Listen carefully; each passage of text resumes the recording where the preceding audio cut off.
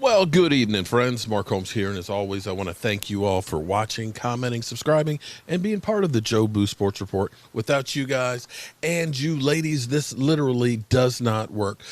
Program note, actually, in about 40 minutes, my man DMV, his team, his high school team that he is a wide receiver coach, Hayfield Hawks takes on the James Madison Warhawks in the first round of the playoffs. Playoffs? You're talking about playoffs? Yes, it is Friday Night Lights. That starts at 7. We're going to try and do some of the live stream. I have some things I have to do before that, but we will be live streaming some of the game here, right here on the Jobu Sports Report, and we're going to roll right into our regular live stream. So be sure to tune in because, hey, you know how we roll. We try and cover everything that is football. And right now, you got to take what football you can.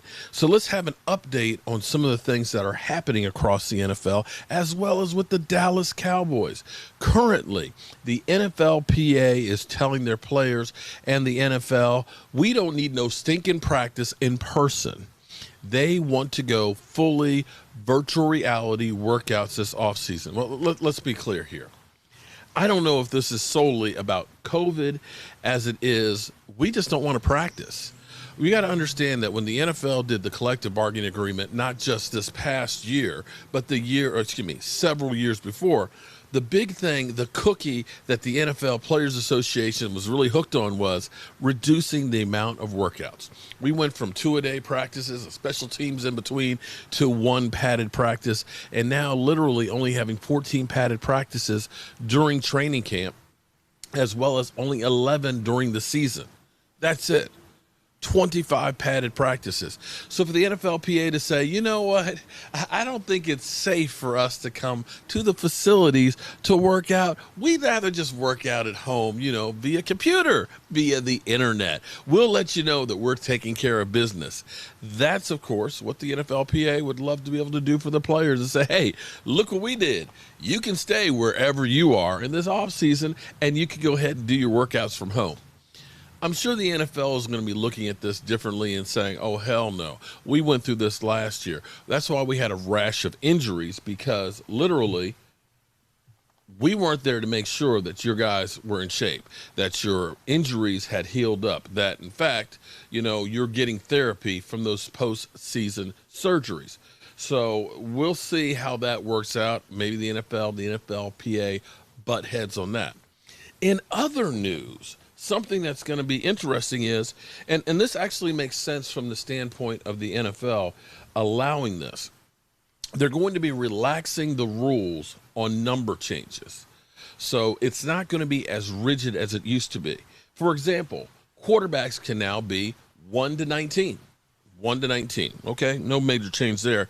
But wide receivers can be 1 to 49 and 80 to 89. Running backs can be 1 to 49 and 80 to 89.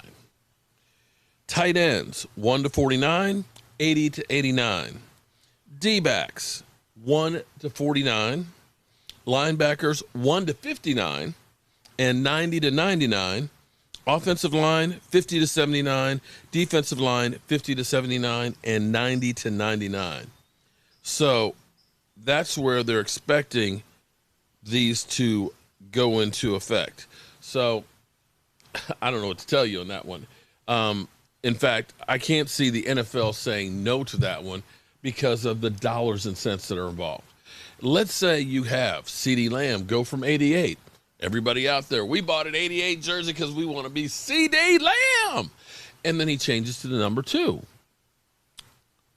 Oh, I need to go get me another jersey. Let me go buy a CeeDee Lamb number 2, which then turns around and says 88 is a vintage jersey. So you can sell both of those jerseys.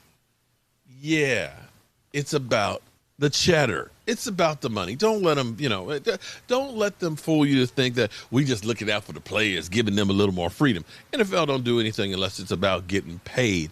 And the NFL, of course, will get paid. In other news, of course, I haven't talked about the Philadelphia Eagles and the train wreck that is. In fact, Philly 500 wanted me to go onto his show, one of his live streams, and for some reason he kind of backed out of that. We'll have to get back together. I know he's been busy. He's uprooting his family and everything else and doing some things, so we'll get back to Philly 500. If not, we'll see him at the draft. Hopefully having a meltdown, because you know how Philly 500 melts down. But anyway, here's the interesting thing. The Philadelphia Eagles, every team is kind of known for something. They're known for something, like we used to be known for: great running attack, and great wide receivers and great defense. That was our identity. The Steelers are always known for the steel curtain, that steel curtain, right. The Vikings, the Purple People Eaters, that's what they were known for. The Bears, the monsters of the Midway. Well, the Philadelphia Eagles, besides nasty-ass cheesesteaks, and I mean those cheesesteaks they're nasty. I'm sorry. You need to put some vegetables. Give me some lettuce, tomatoes, and onions on them, okay? And some jalapeno peppers. And put some Swiss cheese. Forget that damn Cheese Whiz on that rubbery-ass sub roll. And you might want to use beef. You really might want to use some beef on there, because I tell you, I think they're really dog meat. But the Eagles are now getting to be known as the team that knows how to ruin quarterbacks.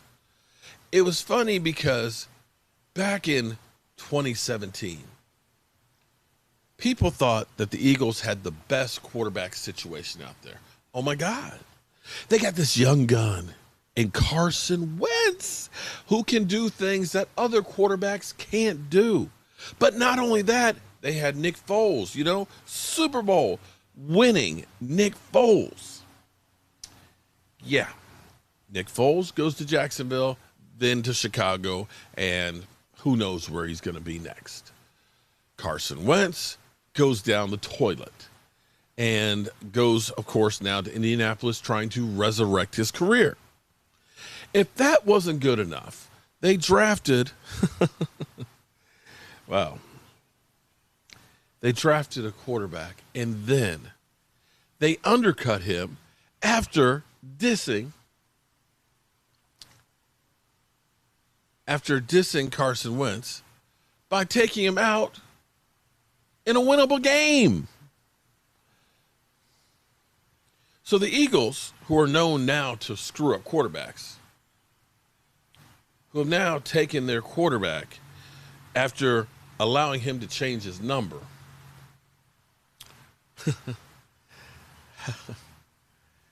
now they're basically saying, if Deshaun Watson is available, we will push to get that guy.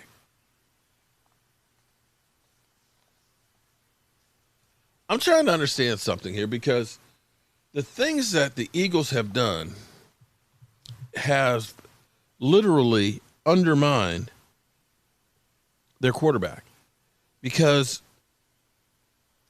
what you have literally done is said, we really don't have any faith in you. What we've done, you're a quarterback right now. You're a quarterback right now. But if we have a chance, we're going to get rid of you. We are literally going to go elsewhere. We could do it in the draft. We might move back up. We might try and get Deshaun Watson, but you're our guy. And so what you've literally done is you have undermined any chance of Jalen Hurts really believing in you. You already set the precedent when you pulled him in that game. I believe it was against Washington. Was it against Washington? I can't remember which game it was, but it was the last game of the season. You pulled him for Nate Sudfeld because you wanted to see what Nate Sudfeld could do? Are you kidding me? You've already undermined them, and now you're talking about getting Deshaun Watson, who currently, and I'm not saying he's guilty of anything, because, we threw Zeke Elliott under the bus before all the facts were known. And he still continued to be under the bus even after. Anyway, I don't want to go there. Deshaun Watson has a whole lot of baggage with him right now. And what it would take to bring him there hurts your chances of being able to win and put a team around him. Because the Eagles, much like us, and even more so, have more holes than we do. So this is going to get interesting. And quite frankly, I love it. I always love it when there's drama with the Eagles. So, guys, you're up to speed with what's going on right now in the NFL, as well as with the Eagles, which is literally a dumpster fire, and, of course, with the number changes. I'm Mark Holmes, and I hope to see you tonight at 9 o'clock Eastern for our live stream. We'll be giving away one of our Joe Barty trophies, and I got a new little thing I want to surprise you guys with. But right now, thank you